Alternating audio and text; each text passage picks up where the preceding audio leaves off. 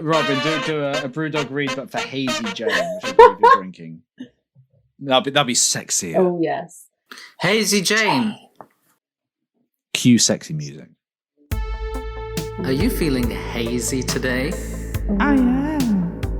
It's probably because of all the mist that's been getting into your house. yeah. And my name's Jane. He's just getting that in there for you. That's right. You forgot about that bit. Well, how about we get this mist off your mind with a couple of cold ones? That sounds perfect. Hazy Jane, it's a drink for you. For me? For you. No! What an advert. That was great. I'll take 10. That was better than the dog one. Thank you, Brewdog, for the sponsorship. We appreciate it. Go to brewdog.com/GameChaps for 10% off. If not, I thought you were going to tell Brewdog how to pay us for the sponsorship. So my bank details if you send the money to... If you send it to our PayPal... I also accept Bitcoin. So that was a first round of games. Mm-hmm. However, I asked for 2 choices. So yeah, you did. Belinda, if you would care to kick us off with the second game, if The Outer Worlds is your RPG, talk your way out of this one, no nonsense fantasy. What else has kept you going this lockdown? So I haven't, like I said before, I've been playing a lot of the same stuff. But the one thing I did think of that I have actually played quite a lot with my sisters online, which is part of the reason that it is my choice because it's so accessible to people who don't usually play games, is Among Us. Oh, okay. Which Very I'm sure is interesting. something that a lot of other people have been playing in lockdown times because it's so easy to play online with people. Yeah. But it's a pretty simple, it's like any of those. There's one person murdering everyone and you have to figure out who it is. Classic kind of, games that you play in a circle at school or something, like werewolf, wink wink murder, werewolf, like yeah, that. mafia, werewolf, wink yeah. wink murderer. Oh my god, I've definitely played that with you, Robin. With our families, no doubt. Duck Goose. That's a classic. To be honest, there's a couple of things that really sold the game to me. The fact that the way the characters are designed is so simple, but the animations that it does for when you're killed or you kill someone are so weird. like one of them is like, it's random each time. Sometimes it's like get out a sword, slice him in half kind of thing. One of them, I remember it shocked me so much the first time I saw it. It's just like the whole head came open and like a tongue shot through the person's face. Like it's like a Mortal Kombat finisher. Yeah, It really reminds me of like Newgrounds animations. Yes, yeah. I can see that. Maybe that's part Back of in the reason I like it day. as well. It's like nostalgic. Yeah. Flash animation. But also at just its best. the slight customization you have in the lobby where you get to choose the colour of your silly little hat. character and you get to put on a funny hat. And who doesn't like that? Communists, that's who. Yeah. Take yeah, that, but China. The main reason it's on the list for me is I have actually played it quite a lot. But for people who don't play games, it's a simple concept and it just works really well and it's fun and silly. And you can download it on your mobile for free, which is really important. Yeah, Yes. which is how we have been playing it. Yeah. Free is I the mean, best price. it's a bit awkward using the control on your phone. Yeah, you'll probably still die loads, but you're part of the team, so. But, and also, like, we found different ways, because it does, like, once you've played it a few times, I think it does get a bit old, especially if you're playing it in the same group of people over and over again. So we kind of changed it once. I think, Robin, you played it when we did it like this. Yeah. So that everybody knows at the beginning who the murderer is, and you just have to quickly try and outrun it.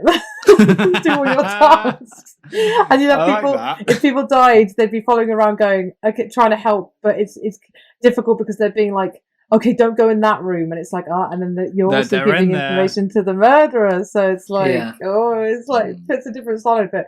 that actually made me like cry with laughter, literally just running away, being like, "Oh, somebody tell me where he is!" I don't know what I'm doing. I know you're the murderer. Leave me alone. No. Get out of here. Go. Kill somebody else. And it's also just very telling seeing how people lie. I find that very interesting.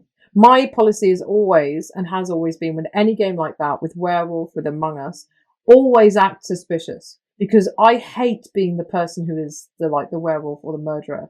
I hate that feeling. I've got like, oh no, I've got to be like the pressure. Try and be clever. Don't be suspicious. I always Don't act be like it's suspicious. me, then they'll never know because I'm always the same. Don't be suspicious. Don't be suspicious.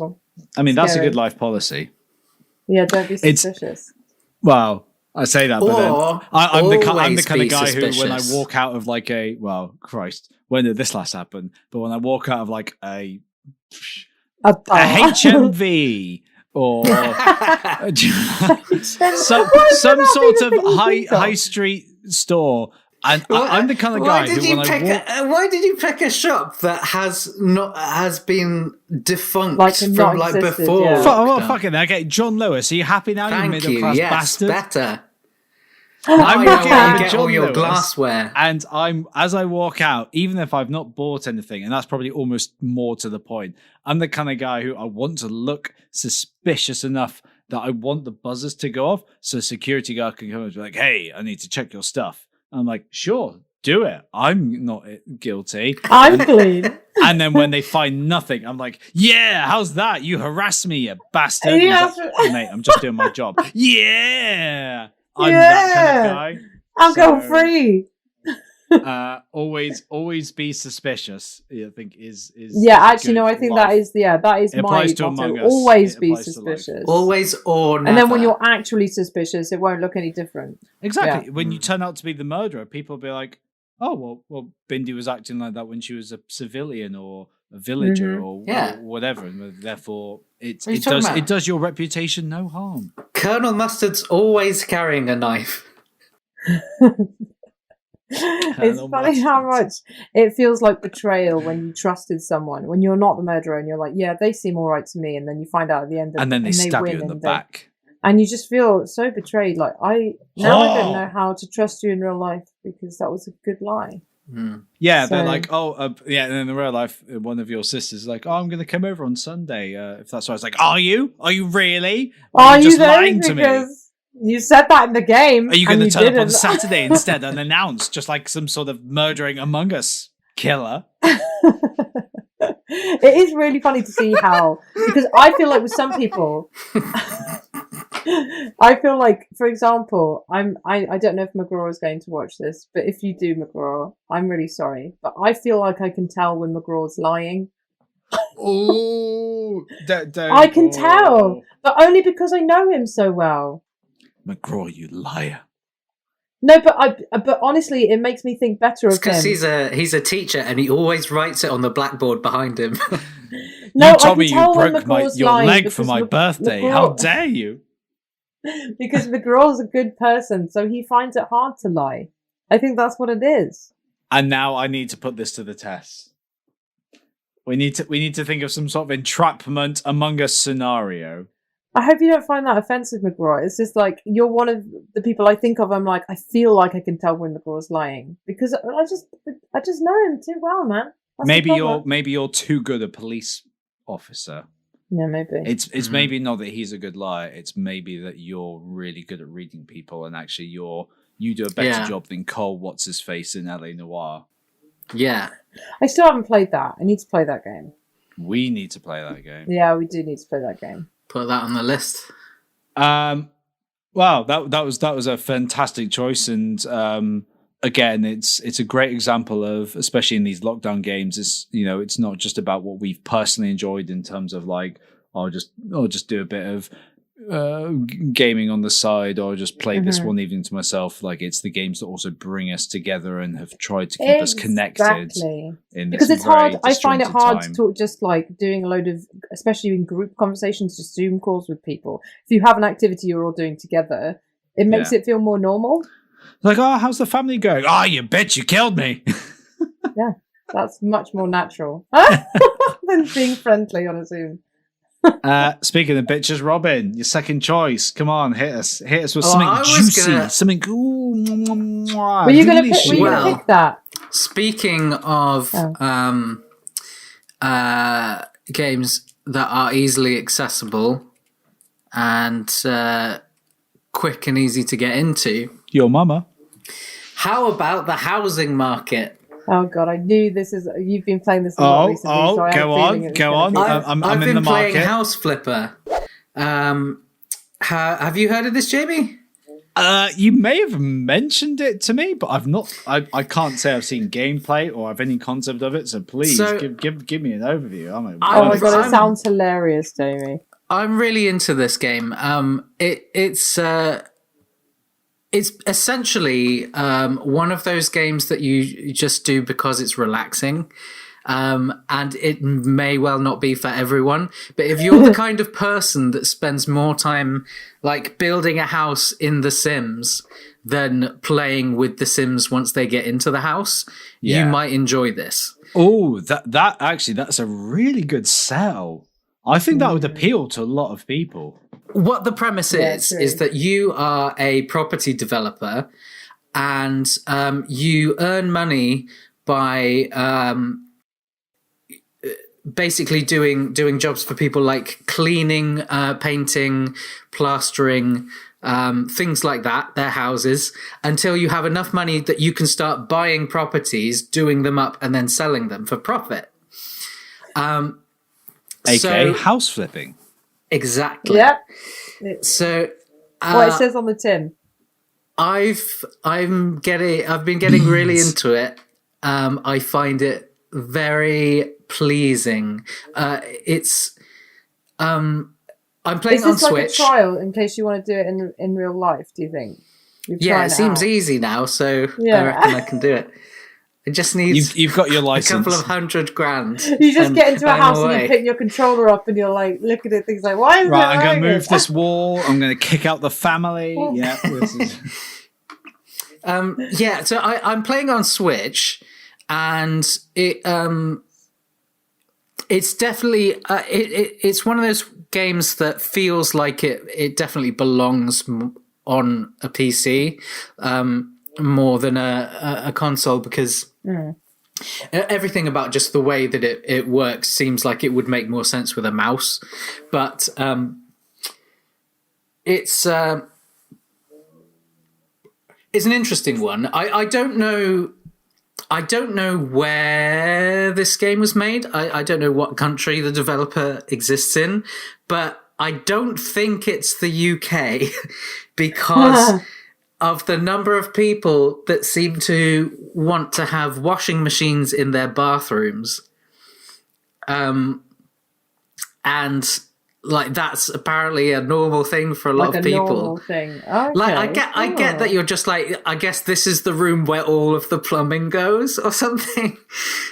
Like In Russia, we have all water appliances in one room. We Brilliant. have bathtub, Yeah. we have hot tub, we have sink, we have washer, dishwasher, and next room is bedroom, and room after that is Beats. It's Beat Farm, you know. This is standard house in Russia.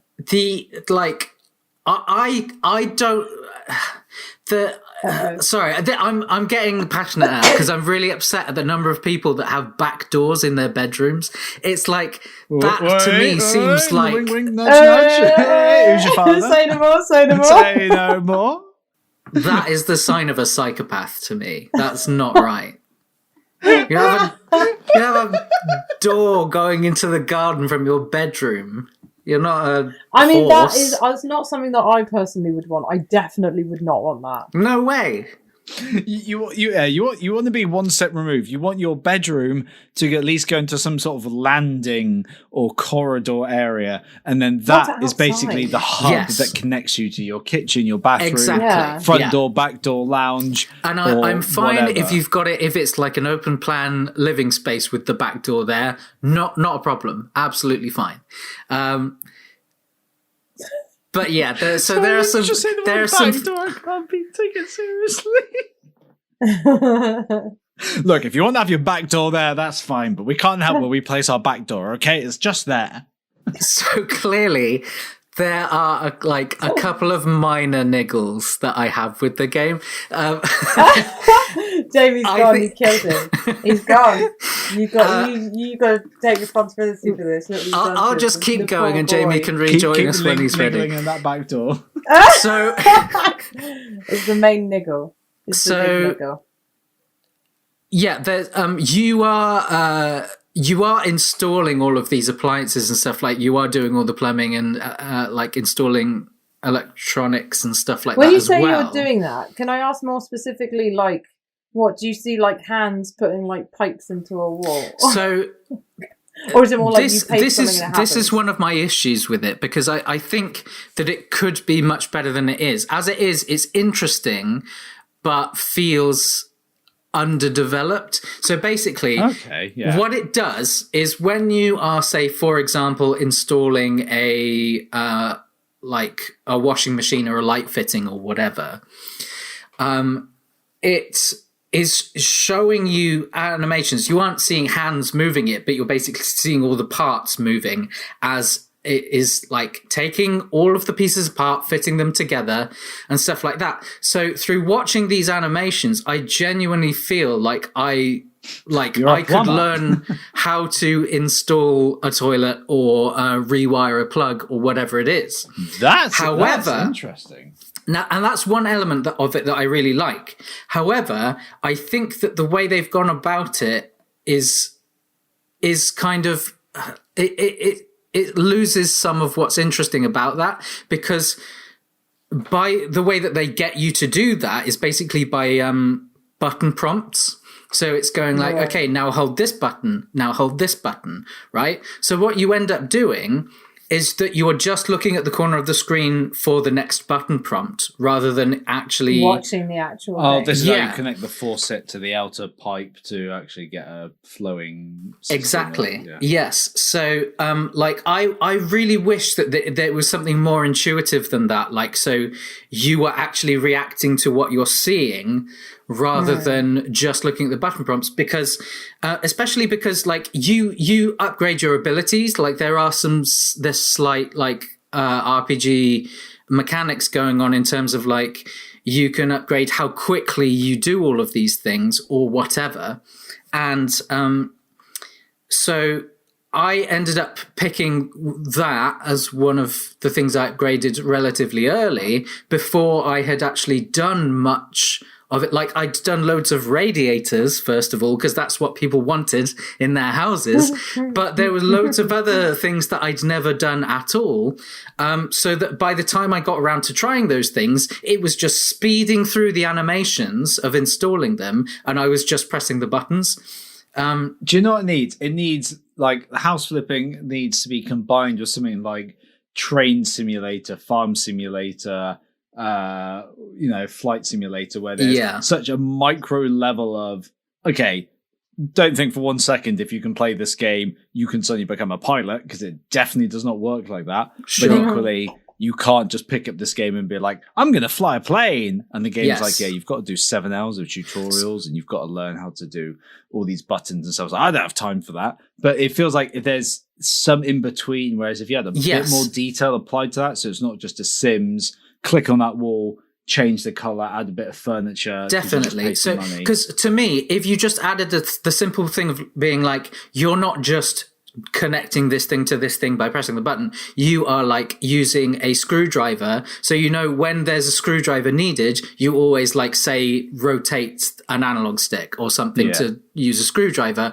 or whatever, so that it becomes more intuitive and you feel like you're actually mastering it. Or as the game progresses and you do harder installations, you've got to buy more advanced tools to do more advanced installations. Sure, something like that. Exactly. Yeah, that's realistic. Like, okay, I can paint a wall with a bucket of paint and a roller, and I've sanded the walls to begin with. But if I need to start like actually, doing some really hardcore installation stuff, I've got to get all these extra tools, and that's a cost. And is that worth the extra time and effort to learn that? But then will I imply that in instigate that in other houses, and it makes me more money long term, so I invest in the training? Like, exactly, yeah. There's a market. This is the stuff that makes me think, like, if I really would love this game to get a sequel with a bit more of a budget to it, because there's so many like it's clearly like a love project. It really feels like it's been made by somebody who's just really into DIY, and they really just wanted to make a game about that, which is great. It just like I'd love to see it developed more and have more options and stuff put into it. I just think it could be. It's got potential. Yeah, and as it is, though, I'm finding it really satisfying and pleasing to do. So that, like, just like your mum, big recommendation for me. House Flipper's good. You've actually sold it. I'm really excited to actually go and like look it up some more, not just because I need to edit it into the footage, but like this sounds like a fun, relaxing thing to just have on the Switch and just be able to do generally. So yeah. It's pleasing. I can see the appeal for sure. Yeah, and satisfying. If you're a good lockdown game, yeah. Well, I'll tell you what isn't pleasing or easy going. Your next choice. You know me, I love a crappy segue. My second choice for lockdown gaming is Mortal Shell. Yeah. Mortal Shell, for those uninitiated, is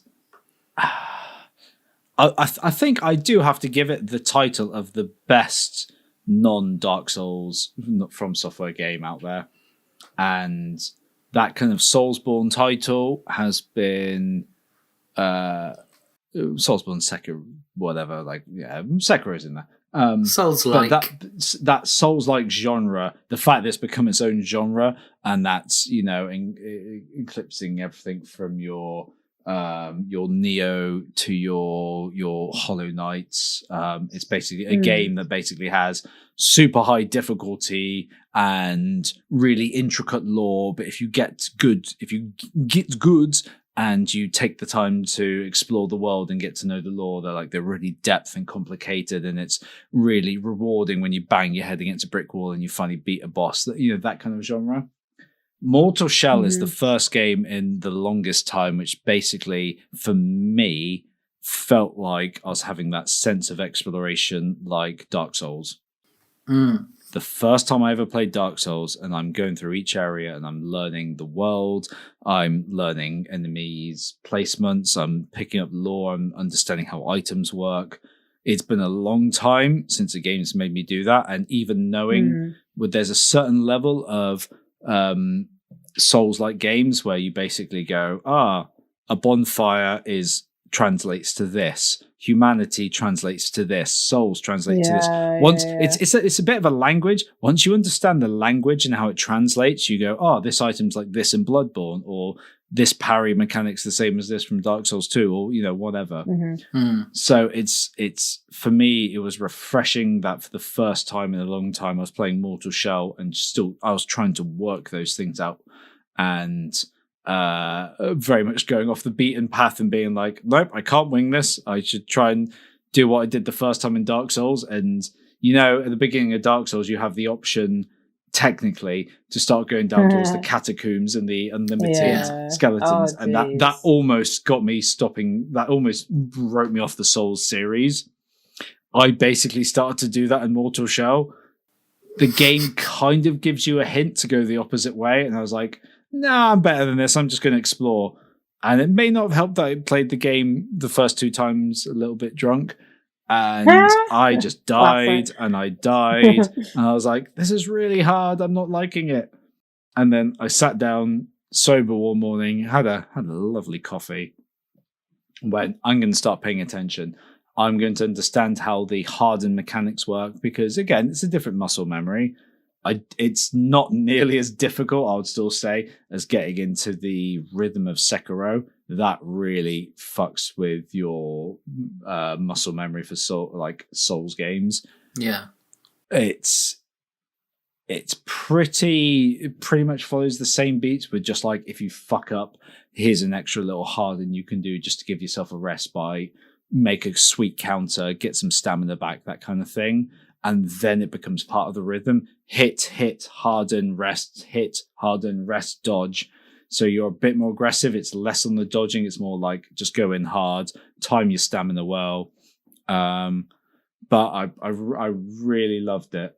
It's disclaimer, it is rough. It's not polished by any sense. There's a bit of repetition. There's a bit of dinginess when it comes to the areas. I can't give any credit to the bosses. All of them done first time. The times I died were more likely because I got ganked by enemies or I rolled off the cliff or really stupid things. It wasn't because of one-on-one boss fights. So Cold, but again, huge credit to Cold Symmetry. It's as close to a Dark Souls clone, Souls-like game that I've ever played. That sense of discovery that was like, ooh, I'm going to go out in this world. Ooh, what's this item do? Ooh, should I go down this path or this path or this path? Ooh, I've just picked up this shell. Should I upgrade it or I'm going to pick up this weapon? Ooh, do I get that one? It doesn't have the depth. It doesn't have the lore. It needs more expansion in the world building and definitely a lot bigger focus on the bosses. It's a bit of a Dark Souls like, but by God, I'm like I said about Hades and the fact that I want to see what Supergiant Games do next, because here's arguably the magnum opus. Whatever they do next is going to take that and make it better in theory, as any good sequel games developer can do. I'm super excited for what Cold Symmetry do next, because this is their first attempt. Whatever they do is going to really blow our socks off. It's going to have more depth, longevity, more options, more detail. And it's a solid title. Highly recommend it for anybody who's played any of the Soulsborne, Sekiro games and has enjoyed them. Nice. That's really great. That's good to hear. Praise. I like one of the first things you mentioned was like that it captured the sort of feeling of exploration of the Souls games, because that's like the thing that got me into the series, and which a caveat many of the Souls-like games don't do. They go, we'll have a checkpoint mechanic with bonfires, or we'll have difficult boss rushes or things like that. The sense of discovery that I was like, what is this world? What is this item? Which direction do I go next? Oh, should I do this upgrade? Like, oh, I found a new NPC. They're a good seller. What shall I do next? Or should I go down this route and complete this dungeon? Should I try and farm to upgrade this weapon? I've not had that, arguably, and since any Souls game. It seems like every time a Souls-like game comes about, there's a lot more talk about the combat system and how it varies or whatever from what we used to in the line of the From Software games, and obviously you've got like extremes of the scale. Like Neo seems like it's a lot more focused on that in terms of like it's got a stance system and all of that stuff, but that's always been a secondary thing for me with those kinds of games, as why like I enjoy them. It was the thing that I learned to love after I got excited about just like discovering things. So yeah, the fact that you called that out as being part of what you liked about this one is promising to me. It's the thing that stood out the most, and again, it's okay. I'm not calling it a turd rolled in glitter, but it definitely does not have the same depth. And everything I loved about the discovery is also the point where I then get frustrated, being like, it's stopped now. Go further. Really dive into that character. Really explore this area or that boss. Like just as you start to get into it, it goes right, and here's a brick wall.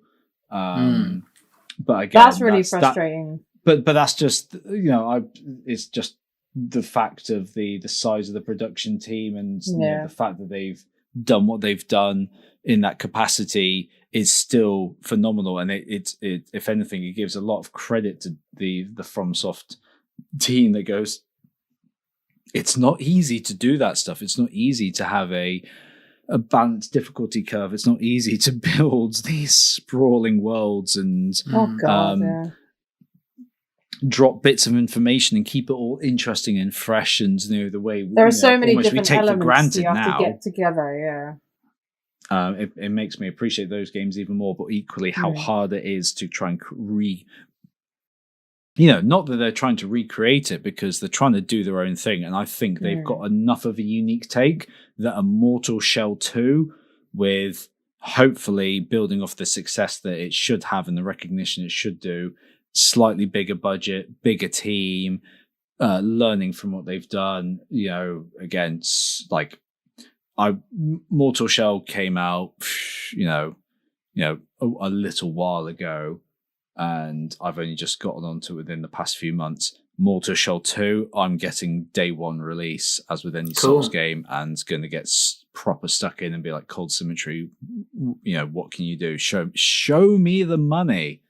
Yeah, that's great. That sounds like high praise from high praise from someone who's played the Souls games. High praise from a sucker. Well, speaking of high praise, it's time for listener mail. Oh boy.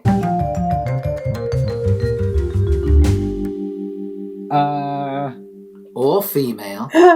Sexy kitten 69 asks, Robin, your hair is so luscious and luxurious throughout this lockdown. That's correct. As and when hairdressers open, or barbers, are you planning to go back and have a chop, or are you going to continue to grow out your luscious locks? Why does this sound like a really personal question that's not related to to games or the channel at all? It's not. It's listener mail. It's related to the games. It's listener mail. So and Sexy Kitten 69 wants to know what you're doing with your hair. All right, fine. I trust Sexy Kitten 69, so I know the questions always ever come from a good place. Yeah, your Twitter account. I don't know what I'm doing with my hair after this, but I've enjoyed growing it out, so that's what's fun. And learning is power. Is that what we say? Knowledge is power. That's the one. Learning is half the battle. G.I. Joe.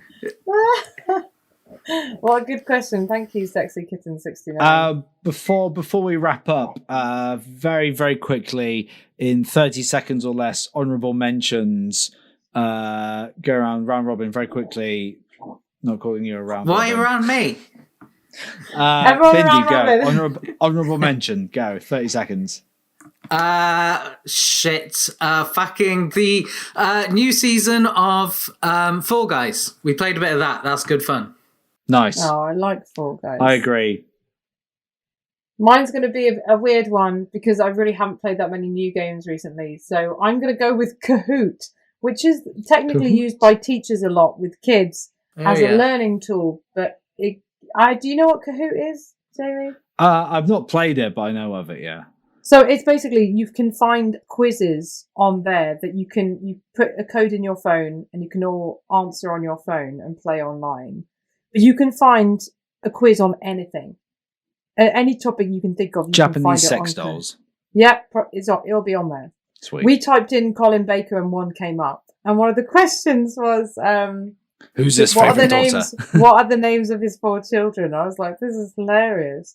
One of them was like Bart, Lisa. It's just really silly. It's just very silly and it's so quick. You just line them up and then you press it and you can have a quiz that lasts bang, for bang. a couple of hours if you want. I like. That was fun. What's yours, Hot Shot? Well, not to ride the Souls-like train. Choo choo, all aboard. It's Dark Souls 3. Because Robin and I started playing that back in October, November, or something like that, and we basically just played through the entire game every Friday night for a long time, and it was a nice routine to have of a game which I might have played a dozen times, but again, like it was nice playing it with somebody and having that experience. And okay, there was towards the end we did the DLC, which I'd never done before, and that was really fun. And we got challenged by probably more of the DLC bosses than any of the other ones. And we, like as we grew to, you know, as with any Dark Souls experience, like as you grew to learn the bosses and eventually best them, dying hundreds of times beforehand, it was very satisfying. But it was just a nice, like, oh, it's Friday night. Oh, I want to play some Dark Souls 3. Yeah. And that was a very nice lockdown routine to have, which makes me sad that we completed it. We've done it all. There's no more people to kill in it. So well, new series coming to a channel near us soon. Near you. But yeah, that's my honorable mention. It's not a huge thing, but yeah. Good game. Before we wrap up, feel free to edit this out if you hate it, but I'd quite like to introduce a new segment called Do You Have... Very bold. This wasn't in the script. I didn't approve this before broadcast. No, he didn't ask anybody. This is my new segment called Do You Have Any YouTube Recommendations? Such as a particular video or a channel you stumbled across. Obviously, I'm pitching this idea, so I'll chuck one out there. You've massively put us on the spot. Yeah, obviously, you know, you guys don't have to just pick one out of your arse unless you have anything. But so I came across a channel recently that I've gotten really into called Cinema Therapy, which is a couple of guys watching films together. They're clearly friends. One of them is a therapist and the other is a filmmaker, and they take apart scenes and break them down in a interesting psychological way. And I find it very cool. I'd like that. Yeah, it's one of those things that's just very like wholesome and a nice feeling. And you get to watch some really good films. I have one. Go on. Yeah. There's this great new channel that's just started called Acting Lime Gaming. Interesting. I've never heard some great stuff on there. There was a new series that just started today. Is it called Postal 4? No Regrets. That's good. Valheim. Is that what's the name? It's interesting you mention that channel. I hear it's very contentious. Yes, very good. Good stuff. There's a lot of drama that goes on. Some say he's a big nerd. And some say he's a big turd. Or he does. Which is he? You'll have to decide. Go watch for yourself. Watch him and find out for yourself. Davey's like sponsored by Nesquik. Well, now I'm just going through like my YouTube subscription, and there's plenty I could rave about. There's something that has like really randomly come up, and this is pure YouTube algorithm, and it is actually nothing. Like if I look at my subscriptions, it has nothing to do with what I generally follow, which is mostly gaming and or some sort of sports or movie or pop culture. Like that's my wheelhouse. But I've recently, and I had to click subscribe because I've just watched too many of the videos now, and they're oddly refreshing in a world that is so bleak and miserable. It's a subscription called The Dodo, and I'll be very disappointed if Bindy doesn't know about this.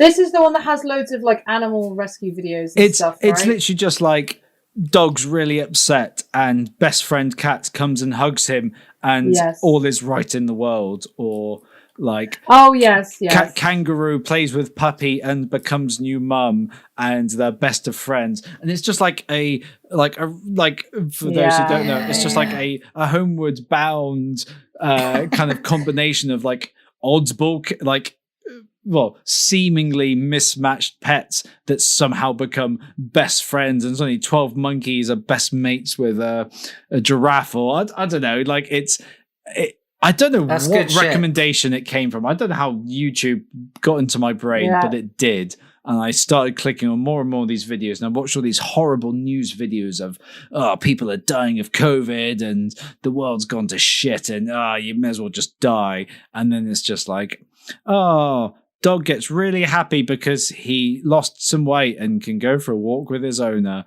And it's so wholesome and so unbelievably pure. Like it's the best part of the internet when you think about how toxic the internet can get, and it's fucking toxic, and it doesn't matter what.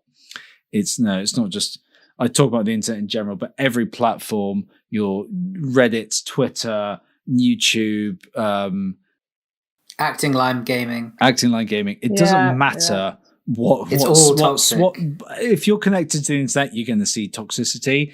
So to see something just so pure and heartwarming, and like, I love animals, but I'm not like I don't have any pets myself. I'm not like feeling that need day to day to.